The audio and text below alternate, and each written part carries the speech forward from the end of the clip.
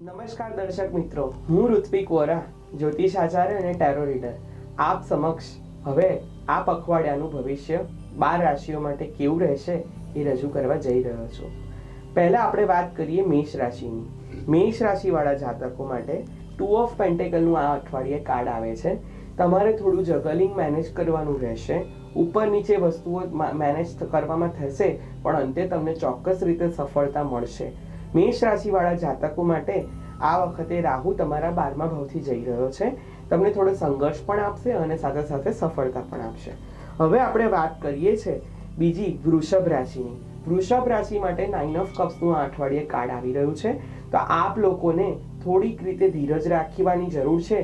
તમારા પ્રમાણે ધીરે ધીરે વસ્તુઓ સેટ થઈ રહી છે. જો તમે શાંતિથી સમજણ રાખશો તો ચોક્કસ રીતે આગળ વધશો. વૃષભ રાશિવાળા માટે રાહુ આ અઠવાડિયે 11મા ભાવથી જઈ રહ્યો છે, જે તમને સડન ગેઇન પણ આપી શકે છે.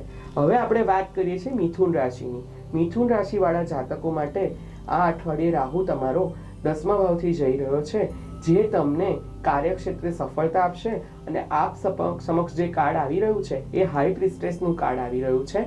ખાસ કરીને તમારા જે કુળદેવી છે એ તમને સપોર્ટ કરે છે.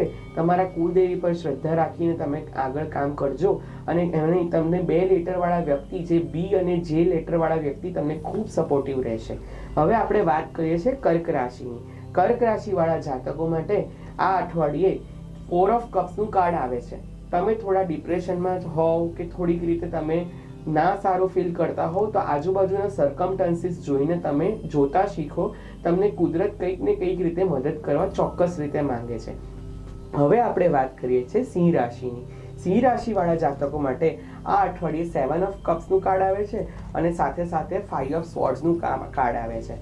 જો તમે તમારા આજુબાજુના લોકો તમારા વિશે ચર્ચાઓ કરતા હોય કે તમારી નિંદા કરતા હોય તો એનાથી તમારા પર ઇફેક્ટ લાવવાની જરૂર નથી. તમારે કોઈ એક પર્ટિક્યુલર વસ્તુ પર ફોકસ કરીને આગળ વધવાની ચોક્કસ રીતે જરૂર છે, તો તમને ચોક્કસ રીતે સફળતા મળશે.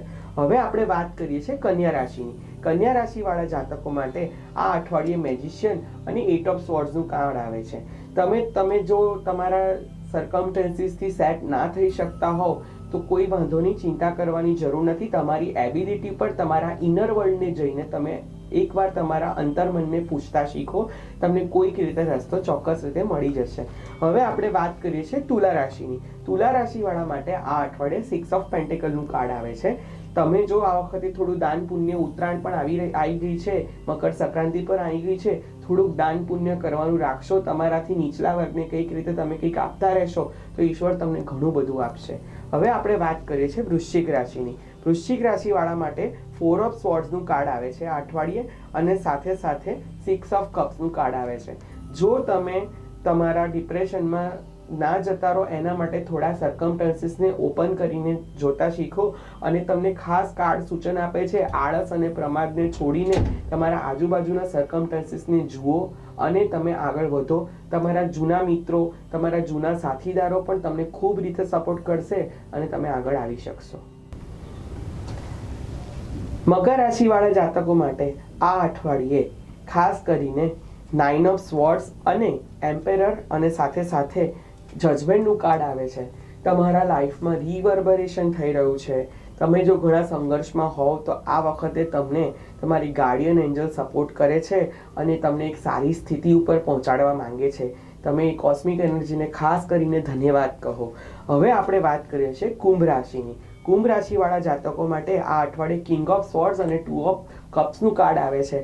તમારા લાઈફ પાર્ટનર સાથે, તમારા જે સાથીદારો છે એમની સાથે મળીને આગળ વધો. તમારા ધંધામાં પણ કોઈ રીતે સફળતા મળે છે. તમારા પર જે તમારું જે ડોમિનન્ટ થવાની વૃત્તિ છે એને ઓછી રાખો અને હળી મળીને કામ કરતા શીખો. હવે આપણે વાત કરીએ છીએ મીન રાશિની. મીન રાશિવાળા જાતકો માટે આ અઠવાડિયે આવે છે મૂનનું કાર્ડ અને સાથે સાથે નાઇટ ઓફ પેન્ટેકલ અને કિંગ ઓફ પેન્ટેકલનું કાર્ડ આવે છે. તમારા જે આજુબાજુના સર્કમસ્ટન્સીસ છે એના ઉપર ધ્યાન આપ્યા વગર ડિપ્રેસ થયા વગર તમારા કામ પર ફોકસ કરો અને તમારા ધન કઈ રીતે ક્યાંથી ધનાર્જન કરવું અને સાથે સાથે કઈ રીતે આગળ વધવું એ તમે ખાસ ફોકસ કરો. અને તમારા માટે લક્ષ્મી કુબેર મંત્ર જે આવે છે એની જો તમે ઉપાસના કરશો લક્ષ્મી કુબેર મંત્રની, તો તમને ધન કમાવામાં ખૂબ સફળતા મળશે. તો આપણે આ અઠવાડિયે ચર્ચા કરી 12 રાશિના ભવિષ્ય વિશે. હવે આપણે મળીએ છીએ આવતા અઠવાડિયે. ધન્યવાદ.